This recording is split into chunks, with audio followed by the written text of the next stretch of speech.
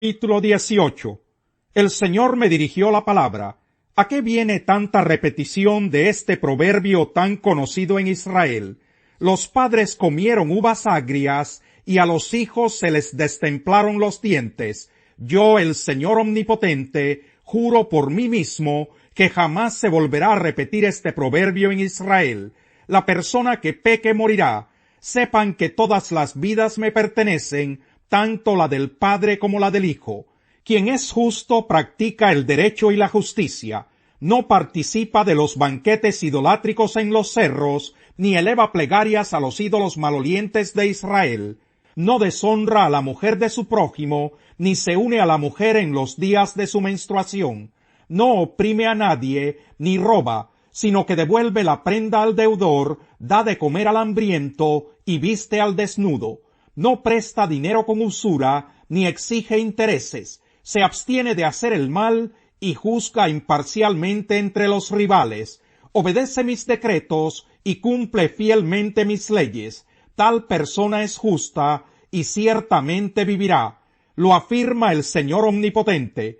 Pero bien puede suceder que esa persona tenga un hijo violento y homicida, que no siga su ejemplo, y participe de los banquetes idolátricos en los cerros, que deshonre a la mujer de su prójimo, oprima al pobre y al indigente, robe y no devuelva la prenda al deudor, y eleve plegarias a los ídolos, e incurre en actos repugnantes, que además preste dinero con usura y exija intereses. ¿Tal hijo merece vivir?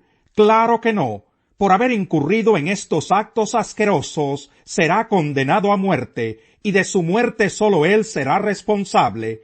Ahora bien, ese hijo podría a su vez tener un hijo que observa todos los pecados de su padre, pero no los imita, pues no participa de los banquetes idolátricos en los cerros, ni eleva plegarias a los ídolos malolientes de Israel, ni deshonra a la mujer de su prójimo, no oprime a nadie, no roba, devuelve la prenda al deudor, da de comer al hambriento y viste al desnudo, se abstiene de hacer el mal, no presta dinero con usura ni exige intereses, cumple mis leyes y obedece mis decretos. Un hijo así no merece morir por la maldad de su padre, merece vivir. En cuanto a su padre, que fue un opresor, que robó a su prójimo y que hizo lo malo en medio de su pueblo, morirá por su propio pecado. Pero ustedes preguntan, ¿por qué no carga el hijo con las culpas de su padre? Porque el hijo era justo y recto, pues obedeció mis decretos y los puso en práctica. Tal hijo merece vivir.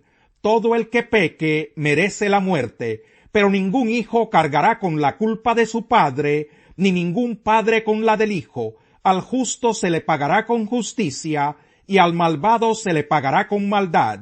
Si el malvado se arrepiente de todos los pecados que ha cometido, y obedece todos mis decretos, y practica el derecho y la justicia, no morirá. Vivirá por practicar la justicia, y Dios se olvidará de todos los pecados que ese malvado haya cometido. ¿Acaso creen que me complace la muerte del malvado? ¿No quiero más bien que abandone su mala conducta y que viva?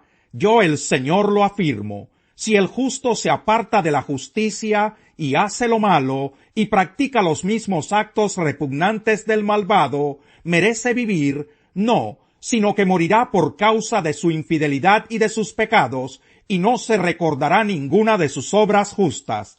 Ustedes dicen, el Señor es injusto, pero escucha, pueblo de Israel, ¿en qué soy injusto? ¿No son más bien ustedes los injustos? Cuando el justo se aparta de la justicia, cae en la maldad y muere, pero muere por su maldad. Por otra parte, si el malvado se aleja de su maldad y practica el derecho y la justicia, salvará su vida. Si recapacita y se aparta de todas sus maldades, no morirá, sino que vivirá. Sin embargo, el pueblo de Israel anda diciendo, el Señor es injusto. Pueblo de Israel, ¿en qué soy injusto? ¿No son más bien ustedes los injustos? Por tanto, a cada uno de ustedes los israelitas los juzgaré según su conducta. Lo afirma el Señor Omnipotente. Arrepiéntanse y apártense de todas sus maldades, para que el pecado no les acarree la ruina. arrojen de una vez por todas las maldades que cometieron contra mí, y háganse de un corazón y de un espíritu nuevos. ¿Por qué habrás de morir, pueblo de Israel? Yo no quiero la muerte de nadie. Conviértanse y vivirán, lo afirma el Señor Omnipotente. Capítulo 19. Dedícale este lamento a la nobleza de Israel. En medio de los leones, tu madre era toda una leona. Recostada entre leoncillos, amamantaba a sus cachorros. A uno de ellos lo crió, y éste llegó a ser un león bravo, que aprendió a desgarrar su presa y a devorar a la gente. Las naciones supieron de sus excesos y lo atraparon en una fosa. Se lo llevaron encadenado a Egipto. Cuando la leona madre perdió toda esperanza de que volviera su cachorro, tomó a otra de sus crías y la convirtió en una fiera. Cuando este león se hizo fuerte, se paseaba muy orondo entre los leones. Aprendió a desgarrar su presa y a devorar a la gente. Demolía palacios, asolaba ciudades y amedrentaba con sus rugidos a todo el país y a sus habitantes. Las naciones y provincias vecinas se dispusieron a atacarlo, le tendieron trampas y quedó atrapado en la fosa. Encadenado y enjaulado lo llevaron ante el rey de Babilonia. Enjaulado lo llevaron para que no se oyeran sus rugidos en los cerros de Israel. En medio del viñedo tu madre era una vid plantada junto al agua, fructífera y frondosa gracias al agua abundante. Sus ramas crecieron vigorosas, aptas para ser cetros de reyes. Tanto creció que se destacaba por encima del follaje. Se le reconocía por su altura y por sus ramas frondosas, pero fue desarraigada con furia y arrojada por el suelo. El viento del este la dejó marchita y la gente le arrancó sus frutos. Secas quedaron sus vigorosas ramas y fueron consumidas por el fuego. Ahora se halla en el desierto, plantada en tierra árida y reseca. De una de sus ramas brotó un fuego, y ese fuego devoró sus frutos. Nada queda de esas vigorosas ramas, aptas para ser cetros de reyes. Este es un lamento, y debe entonarse como tal. Capítulo 9. Ahora bien, el primer pacto tenía sus normas para el culto, y un santuario terrenal. En efecto, se habilitó un tabernáculo de tal modo que en su primera parte, llamada el lugar santo, estaban el candelabro, la mesa y los panes consagrados. Tras la segunda cortina estaba la parte llamada el lugar santísimo, el cual tenía el altar de oro para el incienso y el arca del pacto, toda recubierta de oro. Dentro del arca había una urna de oro que contenía el maná, la vara de Aarón que había retoñado y las tablas del pacto. Encima del arca estaban los querubines de la gloria, que cubrían con su sombra el lugar de la expiación, pero ahora no se puede hablar de eso en detalle. Así dispuestas todas estas cosas, los sacerdotes entran continuamente en la primera parte del tabernáculo para celebrar el culto, pero en la segunda parte entra únicamente el sumo sacerdote y sólo una vez al año, provisto siempre de sangre que ofrece por sí mismo y por los pecados de ignorancia cometidos por el pueblo. Con esto el Espíritu Santo da a entender que mientras siga en pie el primer tabernáculo, aún no se habrá revelado el camino que conduce al lugar santísimo. Esto nos ilustra hoy día que las ofrendas y los sacrificios que allí se ofrecen no tienen poder alguno para perfeccionar la conciencia de los que celebran ese culto. No se trata más que de reglas externas relacionadas con alimentos, bebidas y diversas ceremonias de purificación, válidas sólo hasta el tiempo señalado para reformarlo todo.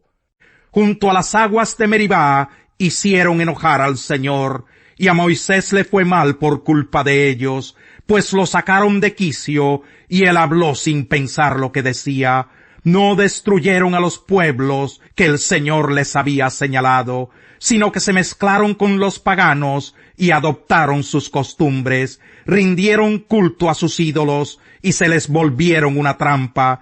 Ofrecieron a sus hijos y a sus hijas como sacrificio a esos demonios. Derramaron sangre inocente, la sangre de sus hijos y sus hijas, al ofrecerlos en sacrificio a los ídolos de Canaán. Su sangre derramada profanó la tierra.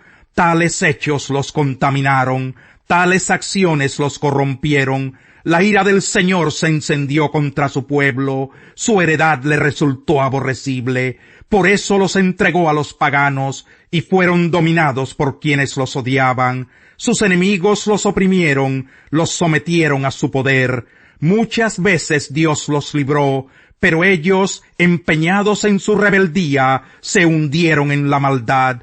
Al verlos Dios angustiados y al escuchar su clamor, se acordó del pacto que había hecho con ellos, y por su gran amor les tuvo compasión. Hizo que todos sus opresores también se apiadaran de ellos. Sálvanos, Señor, Dios nuestro, vuelve a reunirnos de entre las naciones, para que demos gracias a tu santo nombre, y orgullosos te alabemos. Bendito sea el Señor, el Dios de Israel, eternamente y para siempre. Que todo el pueblo diga, amén, aleluya, alabado sea el Señor. No abandones a tu amigo ni al amigo de tu padre. No vayas a la casa de tu hermano cuando tengas un problema. Más vale vecino cercano que hermano distante.